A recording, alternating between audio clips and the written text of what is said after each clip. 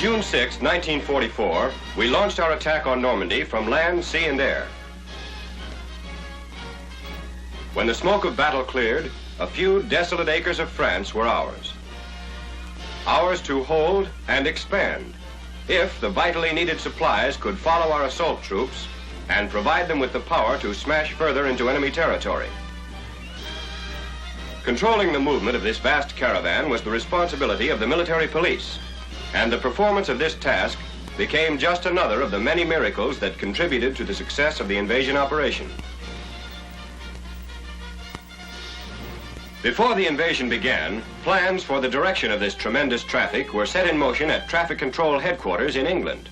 To succeed, our troops would need gigantic quantities of supplies and in record time.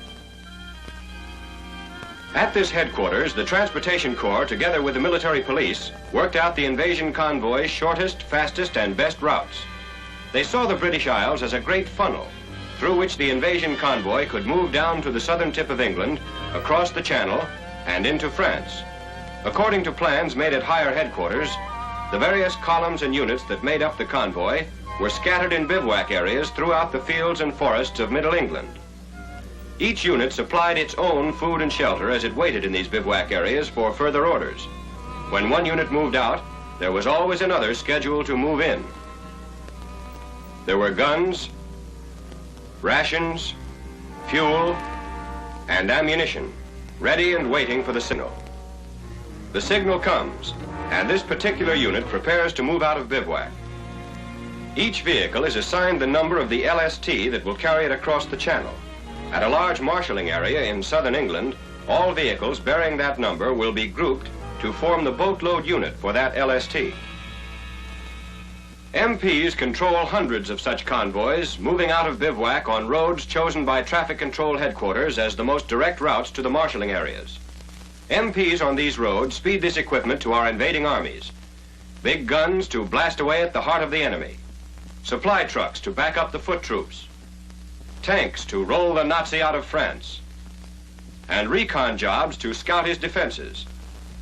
Everything from ironclad mobile fortresses to bouncing motorcycles and jeeps. The convoys move out of bivouac on their assigned routes at a speed maintained by the MPs and planned in advance to coordinate arrivals and departures. Civilian traffic is permitted to move only when it does not interfere with the carefully calculated timing of the convoy. For a serious traffic jam anywhere along the line could mean the difference between the success or failure of the entire operation. MPs are stationed all along the way to maintain the smooth, certain flow of traffic.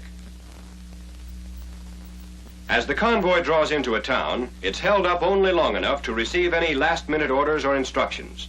The MPs on duty get their information from this road convoy regulating point through a loudspeaker. The loudspeaker tells the MPs that a priority column of the convoy is coming through behind this unit. They'll have to shunt this one off the main road and hold it up to let the priority unit through. This must be done swiftly and smoothly. Every detail, down to the most elementary hand signal, must be clear and concise. Here's where traffic control training comes in handy. When the priority column has passed, the unit is clocked and moves on through the town. Regulating points are dotted all along the route so that necessary arrangements and rearrangements of this sort may be made. All traffic on the English side of the Channel is the specific responsibility of the Communication Zone MPs stationed in England. MPs, sharp in appearance, alert and accurate at their jobs, serve to see the convoy safely on its way. They're alert, too, in emergencies. Breakdowns cause roadblocks, so vehicles that break down must be towed off the road, and the steady flow of traffic allowed to continue. Even livestock must be considered and detoured. Supplementing the MPs along the route are road signs which direct the traffic on its way out of town headed for the marshaling area. Traffic posts are another aid. Strategically spotted along the route, They are in constant touch with their superiors so that any last-minute orders or changes may be communicated from headquarters to the MP on duty to the drivers. With the latest information on time, route, and schedule, the convoy pushes on toward the marshaling area. The signposts point the way. The MPs responsible for guiding the convoy do not leave it when they reach the marshaling area. Not until they've brought it to its designated space in the area do they return for another convoy. The vehicles that have come in a steady stream over road nets leading from the bivouac areas now flow smoothly into the marshaling areas. These marshaling areas are built around main roads and are considerably larger than the bivouac area. All units coming into these areas are supplied with food and shelter, while the vehicles are properly reorganized and grouped into boatloads for their next move to the beaches. Now, as boatload units, vehicles remain in an assigned part of the marshaling area, waiting for word to move down to the channel. This may be within the hour, within the day, within the week, depending on the ever-changing needs. Waiting time is put to good use, as the men spread camouflage nets over their trucks and other vehicles. These supplies make a valuable target for the enemy, and they must be protected. While the men wait in the marshaling area for their particular boatload to be cleared for movement, they also take advantage of the time for a last-minute check. The next move comes when the MPs guide the vehicles from the marshaling area to the parking lanes, or parks, where they will be waterproofed and sifted through to the beaches for shipment across the channel. At the parks, the same smooth control of traffic is maintained by the military police responsible for that area.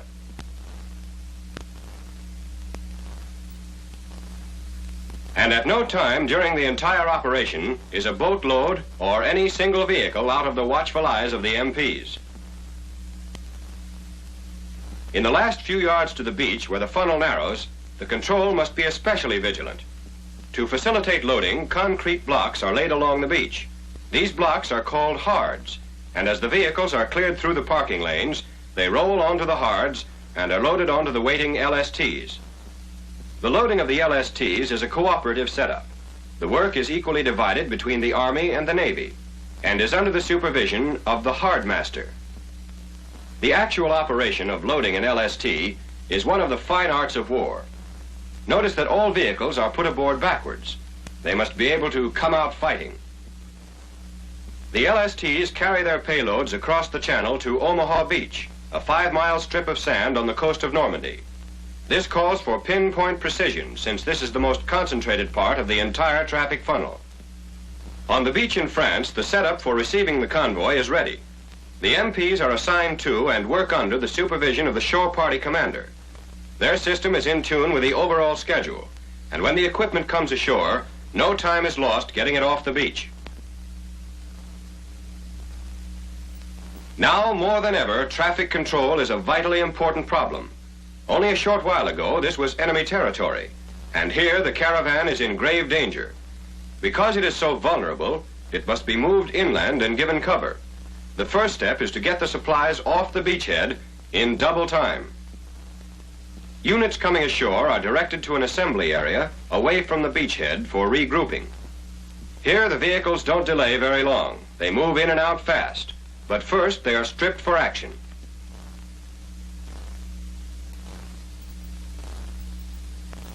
In the assembly area, their movement is controlled by the beachhead MPs. Before they leave the assembly area, the units that were broken up into boatloads at the marshaling area in England are reorganized to form their own original columns for movement to the fighting fronts. In the early days of the invasion, the convoys entered the combat zone directly from the assembly areas. As we expanded our foothold, traffic control was taken over by the MP's advanced section communication zone until the convoys reached the combat zone. In the combat zone, traffic control becomes the responsibility of the MPs assigned to the tactical units.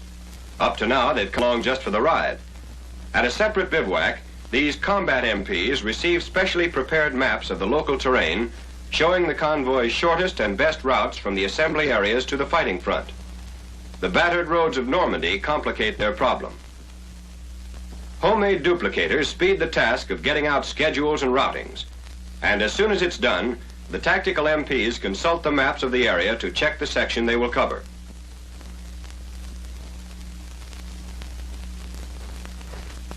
In combat, the course of a convoy might have to change with the wind. So here in the MP bivouac, the men who will direct these convoys keep posted on every last-minute development. They familiarize themselves with the planned routes and with all alternate routes, so that there is no chance of the precious convoy going astray or being delayed. They've got their orders, they know their jobs. And as the armies move inland, the MPs move with them to guide their convoys along the way. When the vehicles are reorganized to form once again their own original columns, they head for the fighting front, the last leg of the journey. This MP sign warns the convoy it is now in the forward area of the combat zone. Enemy artillery fire leaves no doubt. Behind our troops, the convoys continue to flow. The military police keep the supply lines clear. One of our men borrows an idea from the English MPs. A white sleeve makes his hand signals unmistakable. Road junctions are covered by MPs attached to the tactical units, and when the drivers move their vehicles through, they take the signals of the MP specifically assigned to their outfit. The Roman numeral 19 is an organizational number and identifies this MP. And so the convoy moves on, carefully guided by the military police from the time it leaves bivouac in England to the time it arrives at the fighting front. The cargo it carries is the power our troops need to bust their way out of the beachhead, into France, across the continent, and into the heart of Germany.